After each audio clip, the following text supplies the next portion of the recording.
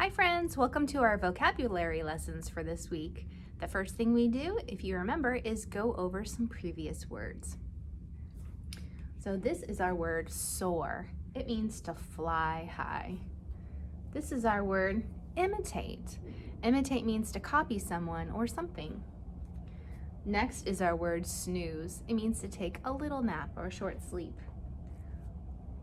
Our next word is drowsy. Drowsy means very tired. And then the last one, hopefully you can see it, get down a little bit, is creature. And creature just means an animal. Okay, so now that we've gone over our previous words, now we're gonna play a game and it's called Finish the Story. So the way this game works is I'm going to read you like a scenario or a story and I'm gonna leave off the last word and you're gonna pick which one of our vocabulary words would best go in at the end, okay? All right, here's your first one. Tony's puppy Snowball licked her gently on the face. I love you, Snowball, said Tony. You are my favorite. What word from our vocabulary words would finish that sentence? I want you to use this sentence stem because remember when we answer these questions, we use the vocabulary word. So you're gonna say, I think snooze is the best word because. So go ahead and tell somebody next to you, what do you think would finish the sentence?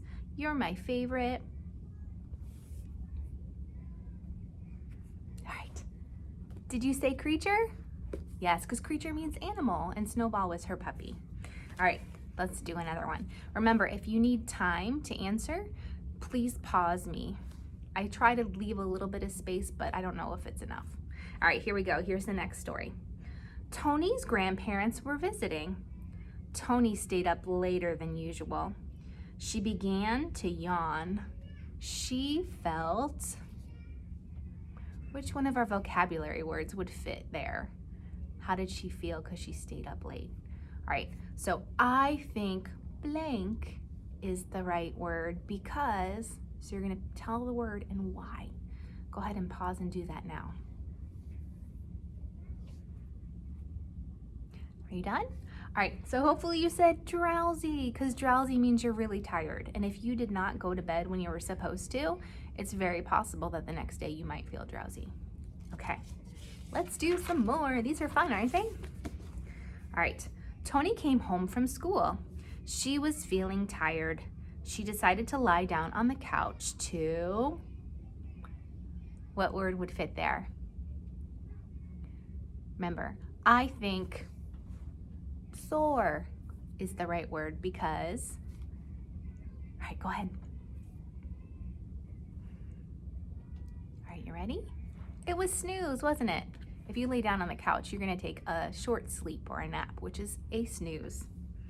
All right, here we go, next one. Tony heard a noise. She looked up and saw an airplane flying high in the sky. She said, look at that airplane. Which one of our vocabulary words would fit into that sentence? I think blank is the word because, go ahead and tell somebody now. Hopefully you chose soar because soar means to fly high in the sky. And in the scenario, it said the plane was flying high in the sky. It kind of gave it away, didn't it? All right, we have one more to go. Tony watched Paul do a somersault. Do you know what a somersault is? It's when you kind of tuck into a ball and you roll on the floor forward. Then she tried to do a somersault just like Paul's, but she couldn't. Paul's somersault was hard to. Which one of our vocabulary words would fit there?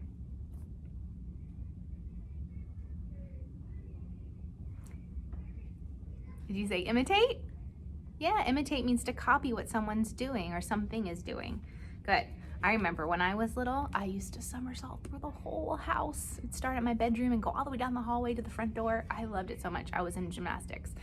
And I can't remember how long ago it was that I tried to do a somersault. But when you're growing up, Your muscles and bones do not work the same as when you're a kid. So live it up while you're little and do all that fun stuff, because when you become a grown-up, it's a lot harder to do, unless you're doing it all the time. All right, that is it for our review. Come see me tomorrow to learn some new words. Bye, guys. Hi, guys. Welcome back to your vocabulary lesson for the week. Today, we get to learn 2 new words from our book, The Flower Garden. If you remember, this is a story about a little girl and her dad who buy some flowers for the mom's birthday. Let's look on page 8 and 9. Do you remember this part of the story? This is when the little girl and the dad were walking to the bus. It says, garden in a cardboard box, walking to the bus. So in this picture, the dad and the little girl are being pedestrians. Have you ever heard that word before? Pedestrian is just a fancy way of saying they're walking somewhere rather than taking a vehicle like a car or a bus. So right now they're being pedestrians. All right, we're gonna go to page 24.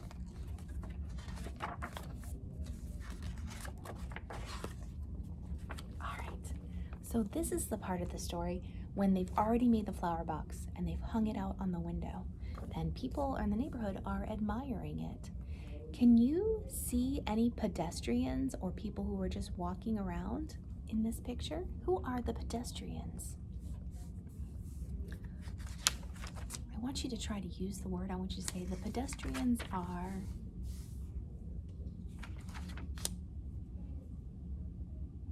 All right, so one of the pedestrians is this lady with a shopping bag, right? And this little boy walking his dog. You see the dog? Oh, my thumb was over it. They're pedestrians because they're walking around. Right? These people coming out of their house, maybe you said them because they're walking to somewhere.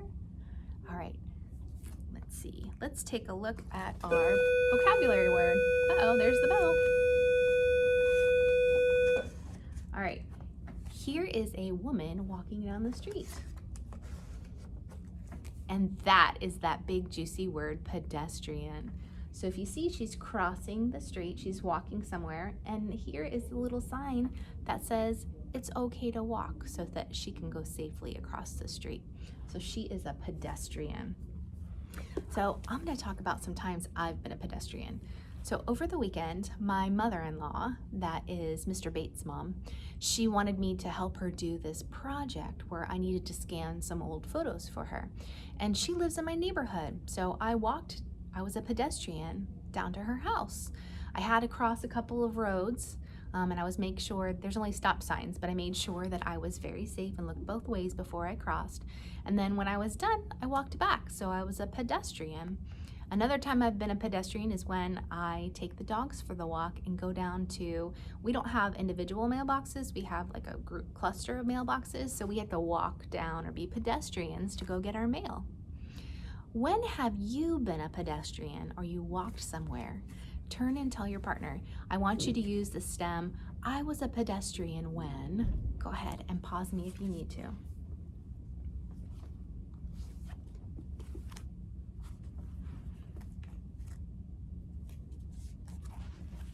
Great. All right, so what's the new word that we're learning that means to walk somewhere? Pedestrian. All right, if you use that word, you're really gonna impress people. I'm gonna show you the gesture. So what you're gonna do is you're gonna take your arms and you're just gonna move them from side to side, like you would if you were walking. And you're gonna say pedestrian. You try it. Pedestrian. Good. All right, let's learn another new word, right? All right, I need to go to page 10. All right, so on this page, it says garden, sitting on our laps, people smile at us. So they're no longer pedestrians anymore, are they? They're not walking somewhere, they've gotten on the bus. So now they are passengers. Passenger is the second word that we're going to learn today. A passenger is someone who takes a vehicle somewhere, like a bus or a car or a train or a plane or a boat. Any kind of vehicle, you're a passenger. Let's take a look at the picture card for that. All right, so in this picture, sometimes I don't know if you can see them very well. All right, so the little girl in the back of the car is a passenger because she's not driving the car. That would be silly for a little girl to be driving the car. So she's riding in the car, so she is a passenger. And this is the word passenger. Don't you love how big and long and juicy these words that we're learning are? All right, so let me think of a time when I was a passenger.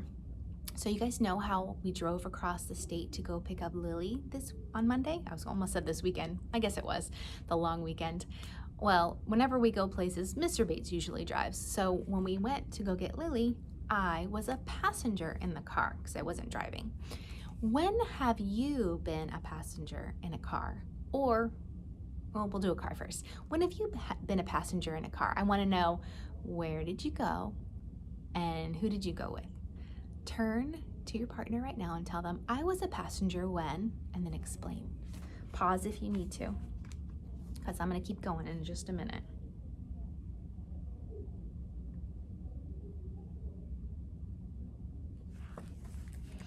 All right, great. Now I want to know, when have you been a passenger in something besides a car? Have you been a passenger in another vehicle, like a plane or a bus or a boat or a taxi, which I guess is kind of a car, but have you been a passenger in a different kind of vehicle besides a car? Turn and tell your partner, I was a passenger in a blank, and tell them where you went.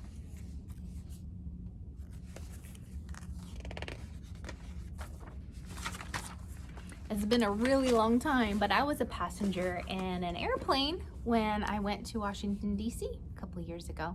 Mr. Bates does this 250-mile bike ride every year for fallen officers, and I like to go and meet him and watch him cross the finish line, and then we get to sightsee around DC. Oop, here come the announcements. Hold on. I was so close to being done. Sorry about that interruption. All right, so I need to know, what's the new word that we learned that means a person who is riding in a vehicle rather than walking? It is passenger. And our gesture for this is going to be what all safe passengers should do, and that is to buckle up when they get in. So when we say passenger, you're gonna reach across like you're putting your buckle on, okay? Passenger. You try it. Passenger. So our two words for today are pedestrian and passenger. Awesome. Come back tomorrow for 2 new words. Bye, guys.